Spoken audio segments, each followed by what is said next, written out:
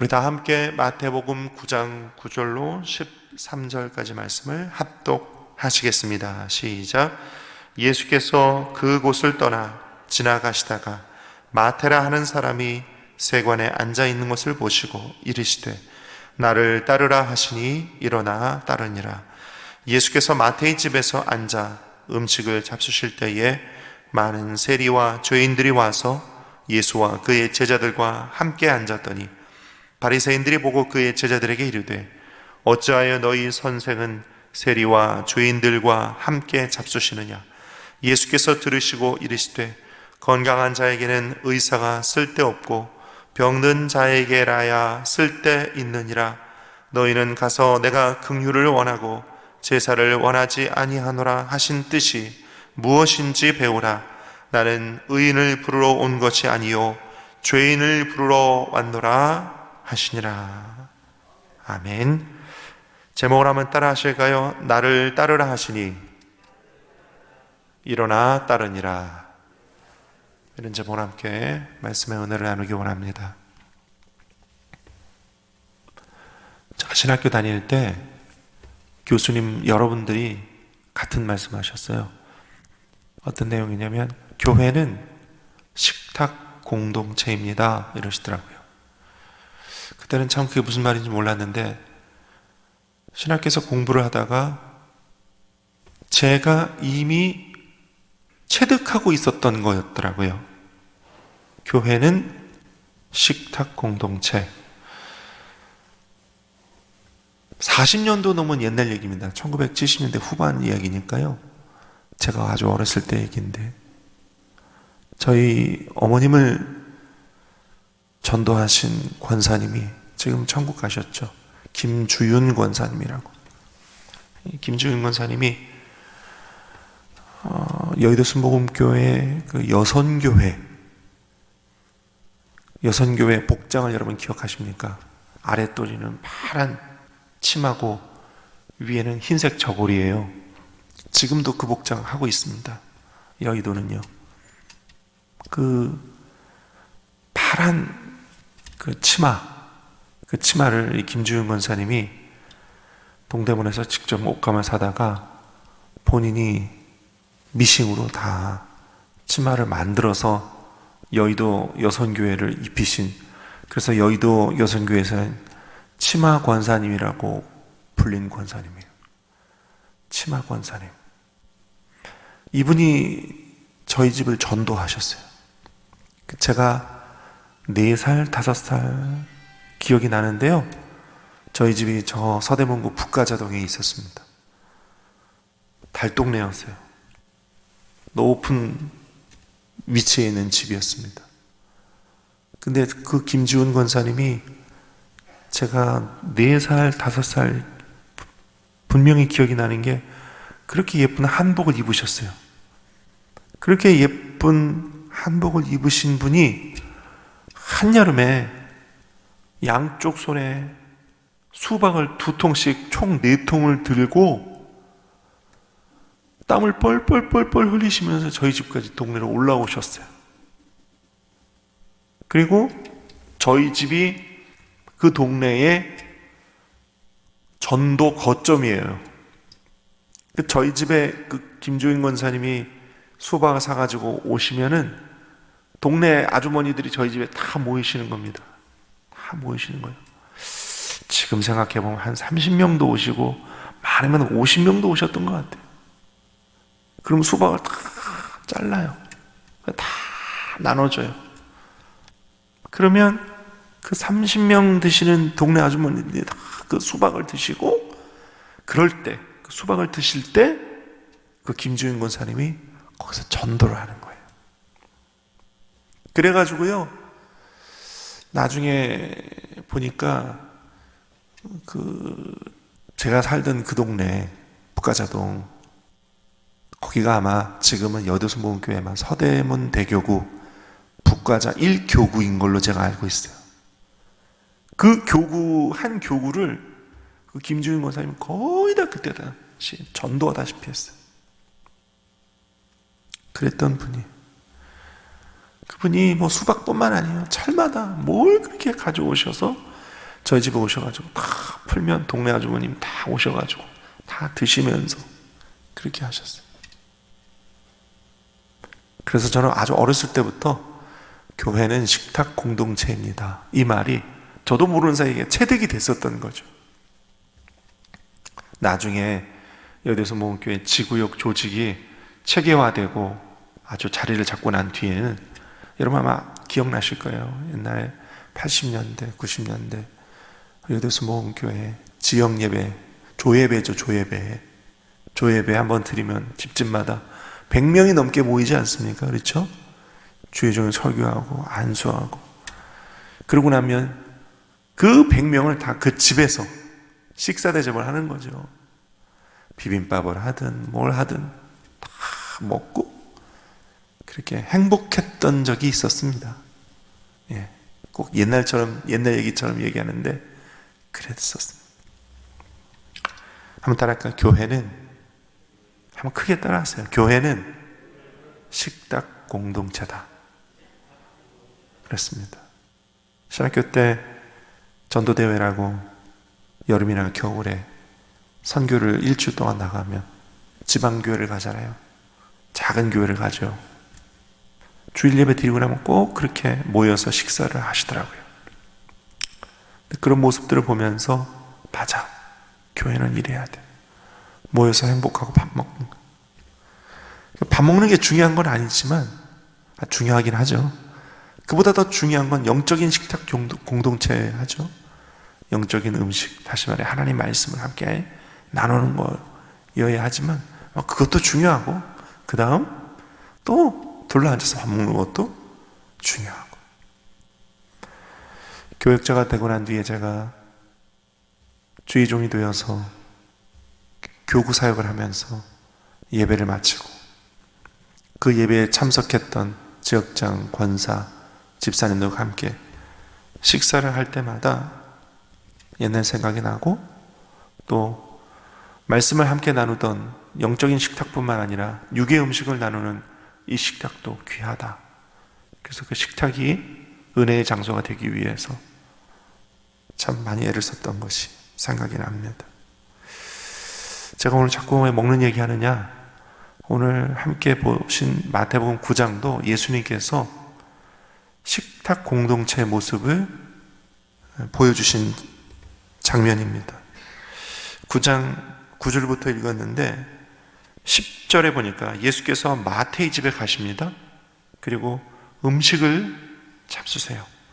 그때 많은 세리들 그리고 죄인들이 함께 와서 예수님이 식사하시는 그 장소에 와서 함께 앉았다, 이렇게 기록하고 있어요.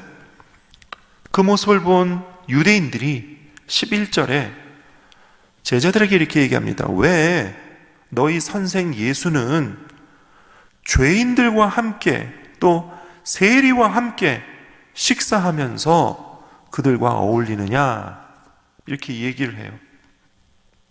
이게 무슨 얘기냐면, 당시 유대인들은 세리들, 죄인들과 절대 함께 식사하지 않았습니다. 죄인들, 세리들 함께 식사하지 않았어요. 특히 바리새인들의 입장에서는 그렇게 죄인들과 세리들과 함께 식사하는 모습은 이건 죄악된 행위였어요. 절대 하면 안 됐습니다. 그런데 왜 너희 선생 예수는 그렇게 하느냐는 거예요. 이건 죄라는 거예요. 이거 하면 안 된다는 거예요. 게다가요, 유대인들은 세리를 보통의 죄인들보다 더 미워했습니다. 더 싫어했어요. 세리들은요, 유대인들로부터 고혈을 빨아가지고 로마에 상납하고 자신들의 배를 불리는 그런 사람들이었다고 생각했거든요. 실제로 그러기도 했습니다. 그런데 예수님이 그 세리들과 함께 한 식탁에서 밥을 잡수시는 거예요. 이걸 본 유대인들은 저 예수의 모습이 절대 용납되지 않는 거예요. 저건 하면 안 되는 짓인 거로 생각한 거예요. 그래서 유대인들도 예수를 죄인이라고 낙인을 찍습니다. 유대인들이라면 하지 말아야 될 행동을 했다는 거죠.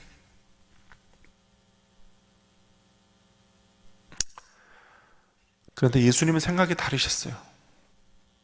예수님은 예수님의 기준에서 죄인과 의인의 판단 기준이 유대인들과 달랐다는 것입니다. 그래서 첫째로 한번 따라할까요? 바리새인들의 의인. 바리새인들이 생각하는 의인은 어떤 사람이었나? 바리새인들이 생각하는 의인들은 어떤 사람이었을까요? 바리새파적인 생각이었겠죠. 그 생각에서 기준한 의인이었겠죠. 어떤 사람입니까? 바리새인들의 의인들은요, 절기를 지키는 사람들이에요. 절기를 지키는 사람들. 절지 안 지키면 유대인들, 특히 바리새인들은요, 구원 못 받는다고 생각했어요. 구원 못 받는다. 유월절, 초막절, 오순절, 맥주절, 이런 절기 안 지키면 구원 못 받는다고 생각했어요. 절기 안 지키면 구원 못 받아. 절기를 지키는 이유가 구원받기 위해. 구원받기 위해. 특히 안식일을 준수했어요. 안식일. 안식일 안 지키면 큰일 나. 안식일에 지켜야 될 39가지 조항이 있어요. 기본적인 39가지인데 거기서 파생된 수백 가지가 있어요. 멜라카라고 그래가지고 제가 말씀 준비하면서 멜라카를 다시 한번 보고 왔는데요. 멜라카 안식일날 하지 말아야 될 행동들이요, 이런 것들이 있어요. 글자를 2글자 이상 쓰면 안 돼요.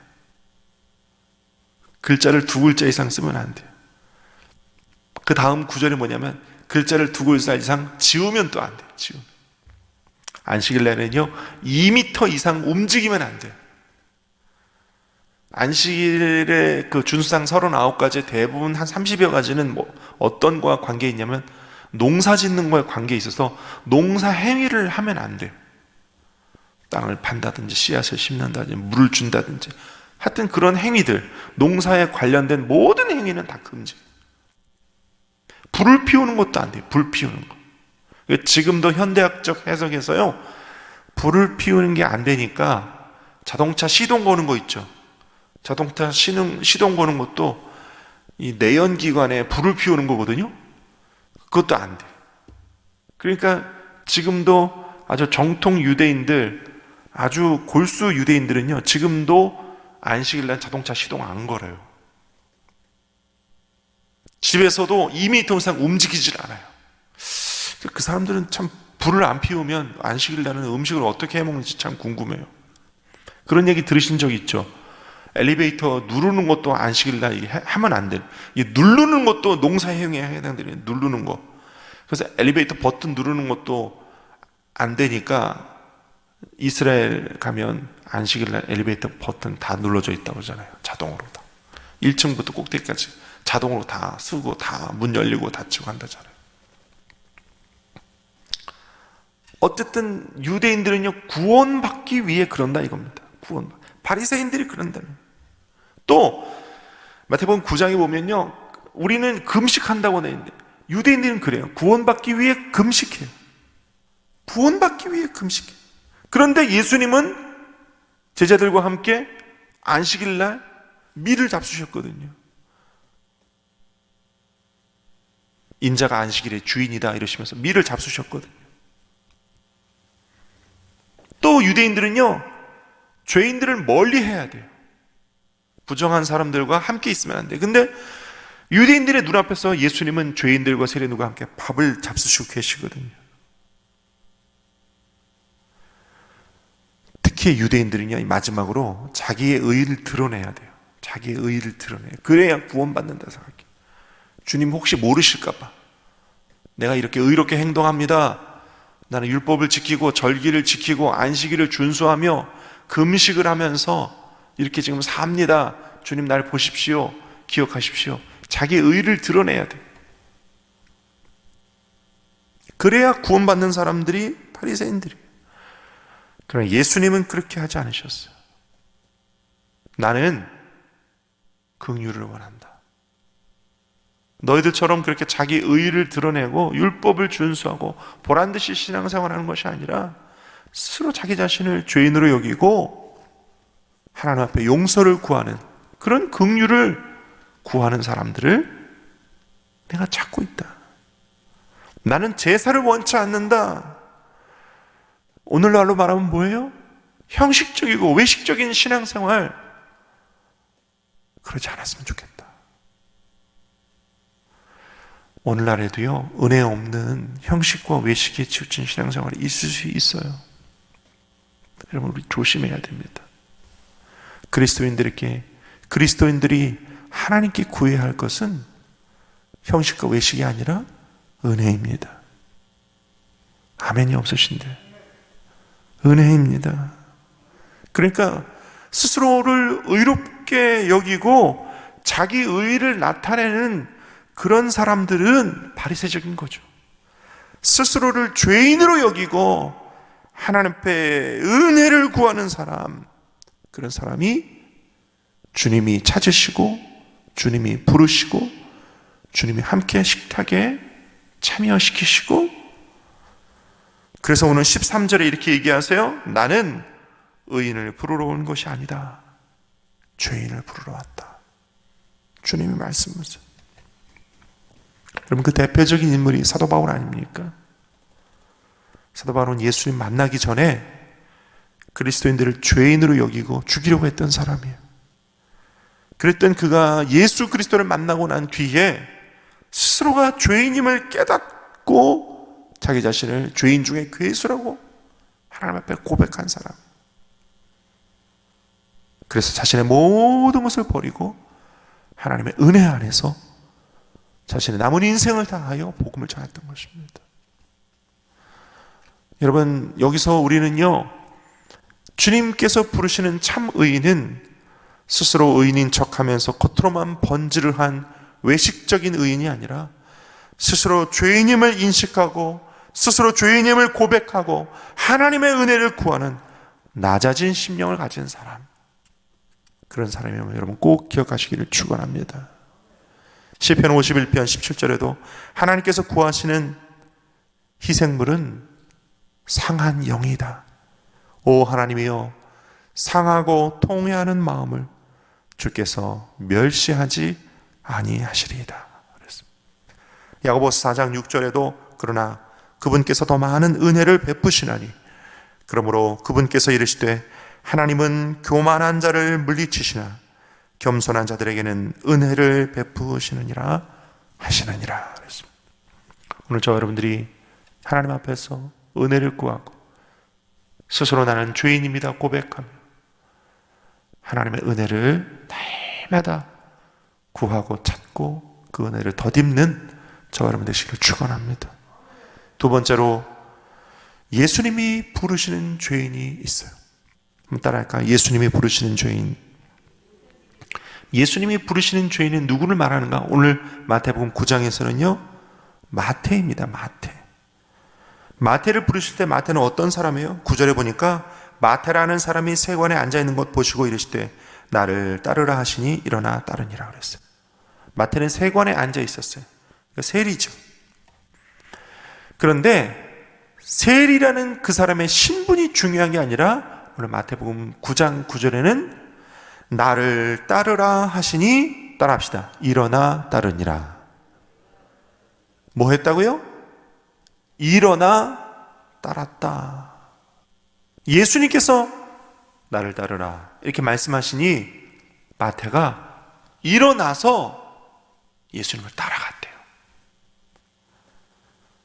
모든 사람들이 다 죄인입니다. 모든 이가 다 은혜가 필요합니다. 그런데 그 은혜가 있으려면 한 가지 조건이 필요합니다. 뭐냐?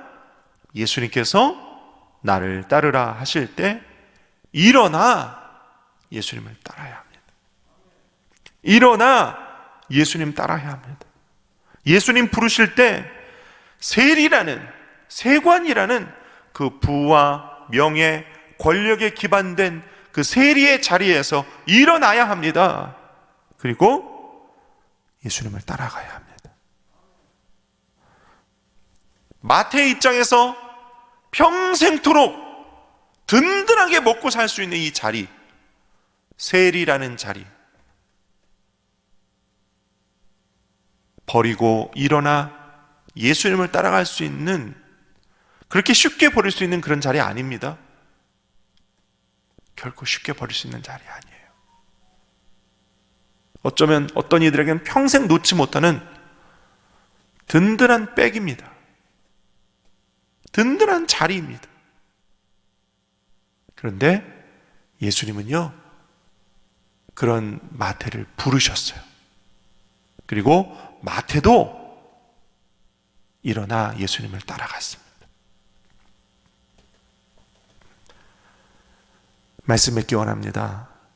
여러분, 오늘 마태에게도 은혜가 필요하듯 이 자리에는 저와 여러분들에게도 은혜가 필요한 줄로 믿습니다.